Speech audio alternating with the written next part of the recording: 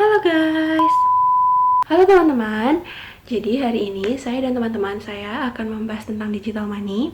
Digital money itu pasti kalian sudah sangat familiar, bukan? Tapi di sini saya dan teman-teman akan membahas beberapa hal yang mungkin kalian belum tahu tentang digital money. Nah, di sini saya akan membahas tentang sejarah dari digital money.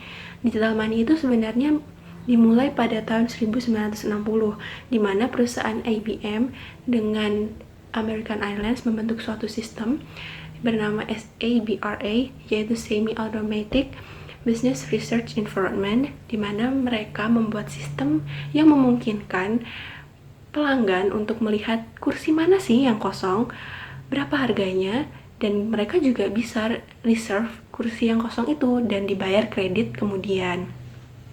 Nah, pada tahun 1970, bank-bank di Amerika dan Eropa sudah menggunakan komputer mainframe yang memungkinkan mereka untuk mengkontrol, untuk mengendalikan apa aja sih transaksi yang terjadi di bank cabang maupun di bank lain. Nah, setelah itu, pada tahun 1983, ini mulai muncul yang namanya David Chaum. Dia itu mencetuskan ide digital money. Nah, mungkin merasa karena belum ada ya digital money, jadi dia memulai perusahaan yang dinamakan DigiCash, yaitu perusahaan yang bergerak di bidang digital money itu sendiri. Tapi sayangnya, pada tahun 1998, perusahaan itu bangkrut. Jadi, David Chaum harus keluar dari perusahaan tersebut. Jadi perusahaannya tidak ada. Sebenarnya perusahaan itu berada di Amsterdam. Nah, mungkin pada tahun itu masyarakat belum terlalu butuh ya dengan digital money, berbeda dengan sekarang di mana-mana sudah banyak sekali kemajuan teknologi, jadi sangat dibutuhkan digital money itu. Nah, pada tahun 1997, Coca-Cola nih yang gak disangka-sangka malah mengenalkan transaksi menggunakan vending machine yang sebenarnya itu termasuk ke mobile payment. Nah, di situ tuh mereka emang mulai mengenal sistem pembayaran yang lain gitu, selain dengan transaksi konvensional yang kita ngasih uang dari segala macam seperti itu. Nah, setelah itu di tahun yang sama muncullah yang sampai sekarang pasti semua tahu, PayPal. Semua pasti tahu. Nah, pada tahun itu PayPal mulai muncul dan mulai digandrungi oleh publik. Nah, pada tahun 2008 muncullah Bitcoin. Bitcoin sendiri sebenarnya beberapa negara sudah membolehkan, tapi di Indonesia sendiri itu tidak diperbolehkan karena tidak didukung oleh OJK, Otoritas Jasa Keuangan Indonesia. Nah, selain itu juga Bitcoin itu tuh rentan sekali terhadap peretasan dan banyak masalah sebenarnya Bitcoin itu, karena Bitcoin sendiri itu beberapa kali dikenal dengan mata uang yang membantu untuk terorisme. Jadi untuk sekarang Indonesia close, nggak bisa untuk memakai Bitcoin, tapi untuk beberapa negara mungkin bisa. Jadi itu tentang sejarahnya. Sekarang kita next. Oke. Jadi sekarang kita masuk ke salah satu contoh digital money yang ada di Indonesia, yaitu GoPay. GoPay ini fiturnya lengkap banget. Kalian bisa bayar pakai kode QR yang tersedia di gerai seperti ini. Nah, nanti kalian juga bisa pakai kode kalian sendiri. Sebelumnya kalian harus masukin 6 digit PIN yang telah kalian set terlebih dahulu. Nah, seperti ini. Nanti barcode-nya kalian berikan ke kasir. Nanti kasirnya akan menyelesaikan pembayaran dan otomatis mengurangi saldo yang kalian punya. Lanjut, di sini juga ada pay letter. Pay letter itu kalian bisa beli apapun, tapi bayarnya nanti. Jadi masuk ke tagihan kalian. Kalian juga bisa isi saldo.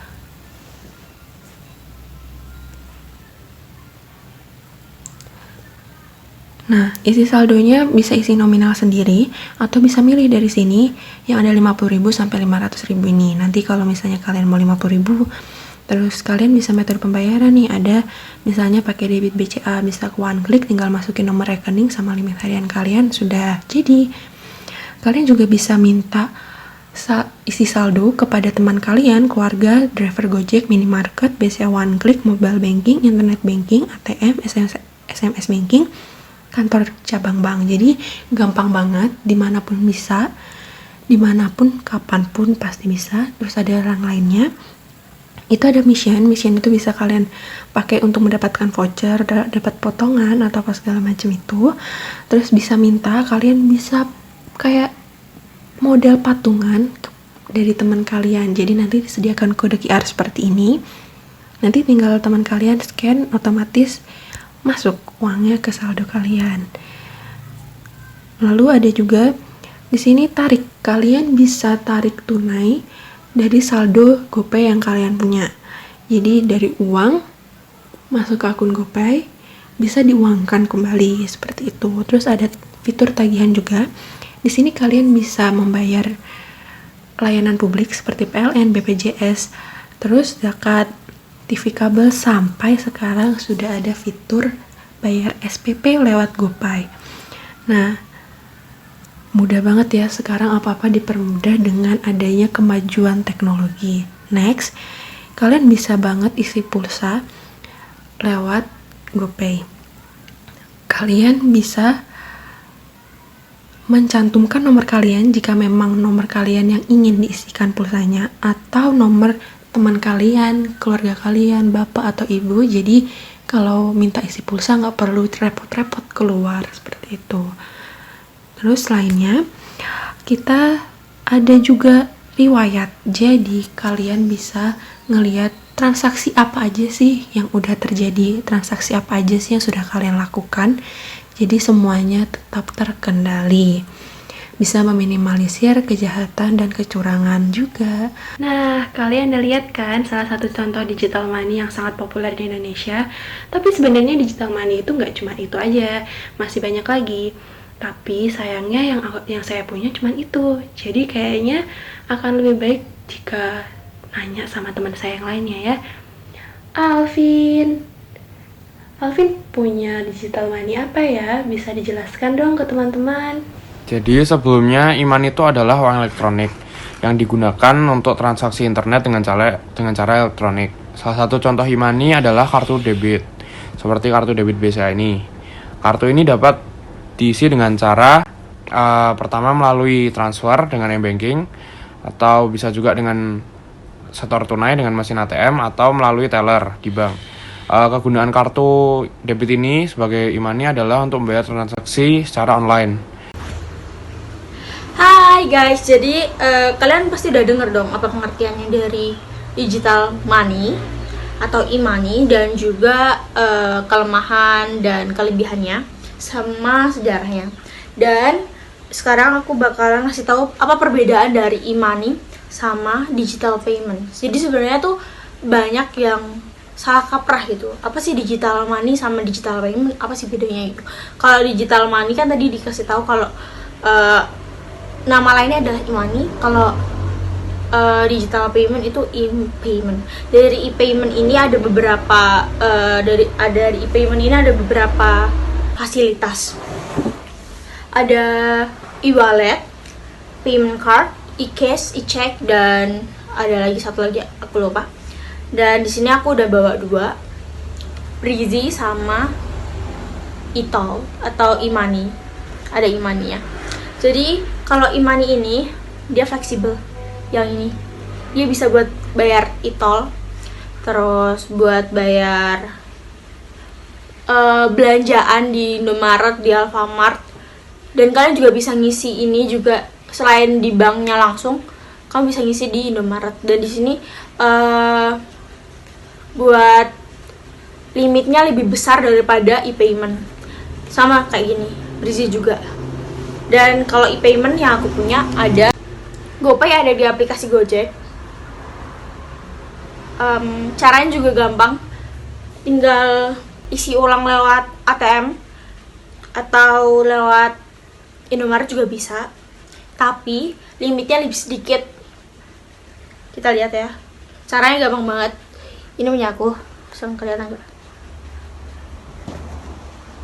Nih guys, aduh. Jadi itu bakalan aku screen record ya.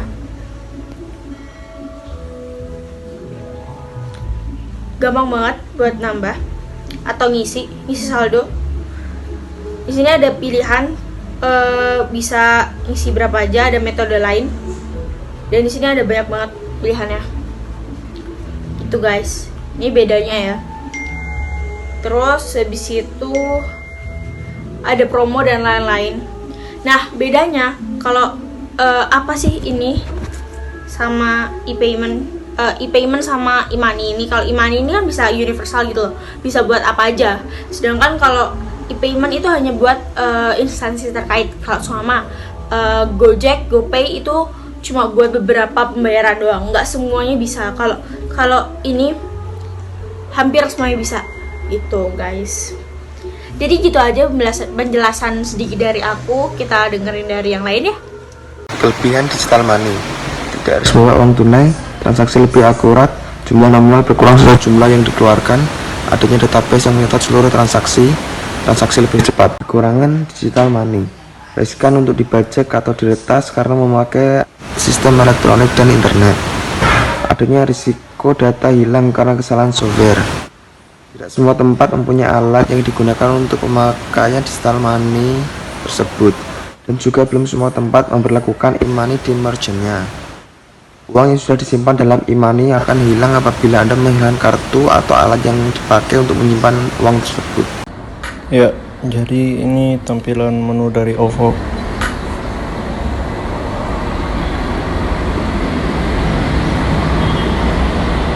Ciri khas dengan warna ungu. Ini adalah tampilan menu top up.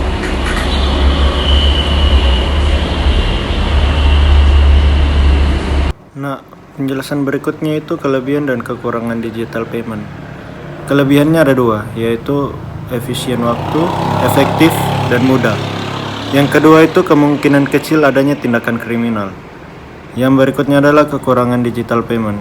Itu ada dua. Yang pertama itu infrastruktur di bidang telekomunikasi belum maksimal dan jaringan internet juga terbilang mahal. Yang kedua itu adalah adanya cyber yang bisa membobol uang elektronik karena terkoneksi oleh internet. Ya, ini bisa dibilang cybercrime. Berikutnya itu perbedaan e-money dengan e-wallet. Yang pertama itu sistem penyimpanan data dan saldo. E-money merupakan sistem transaksi di mana saldo itu disimpan dalam server operator, bank atau di dalam chip kartu. Sedangkan e-wallet memungkinkan pengguna untuk menyimpan info keuangan tergantung operator dengan smartphone. Yang kedua itu e-money lebih fleksibel dibanding e-wallet. E-wallet berlaku terbatas dan jenis aplikasi setidaknya harus bekerja sama dengan operator yang sama agar bisa menerima pembayaran dengan cara ini. Sedangkan e-money lebih global dan dapat digunakan dalam sehari-hari seperti bayar tol, belanja, dan tiket transportasi. Yang ketiga itu batas maksimal saldo. Kalau e-money itu tidak lebih dari 2 juta, sedangkan e-wallet itu maksimal 10 juta. Yang terakhir itu top up. E-money itu bisa dilakukan di minimarket seperti Alfa atau Indomaret, sedangkan e-wallet elektronik bisa diisi melalui m-banking, transfer, dan minimarket. Nah, inilah contoh aplikasi Dana. Ini tampilan menunya. Ya. Ini transaksi yang telah saya lakukan, di dalamnya itu bukti-bukti pembayaran. Kemudian ini voucher. Dan ya, ini untuk top up saldo Dana. Bisa melalui berbagai bank, bisa juga dari agen Alfamart, Indomaret gitu. Sekian dari penjelasan yang saya berikan, saya ucapkan banyak terima kasih.